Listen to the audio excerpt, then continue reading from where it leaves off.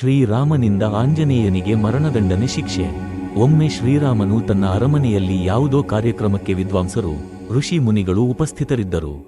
ಆದರೆ ಆ ಕಾರ್ಯಕ್ರಮದಲ್ಲಿ ಶ್ರೀರಾಮನ ಗುರುಗಳಾದ ವಿಶ್ವಾಮಿತ್ರ ಋಷಿಗಳು ಮಾತ್ರ ಆಗಮಿಸಿರುವುದಿಲ್ಲ. ನಾರದ ಮುನಿಗಳು ಹನುಮಂತನಲ್ಲಿ ವಿಶ್ವಾಮಿತ್ರ ಮುನಿಗಳನ್ನು ಹೊರತುಪಡಿಸಿ ಉಳಿದೆಲ್ಲ ವಿದ್ವಾಂಸರನ್ನು, ಋಷಿ ಮುನಿಗಳನ್ನು ಆಹ್ವಾನಿಸುವಂತೆ ಹೇಳುತ್ತಾರೆ.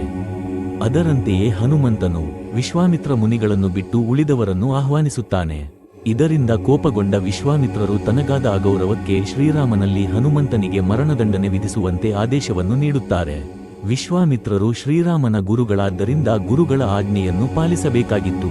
ಆದ್ದರಿಂದ ಶ್ರೀರಾಮನು ಮರುದಿನ ಮೈದಾನದಲ್ಲಿ ಹನುಮ ತಲೆಯನ್ನು ಕತ್ತರಿಸಲು ಬಾಣಗಳನ್ನು ಹೂಡುತ್ತಾನೆ.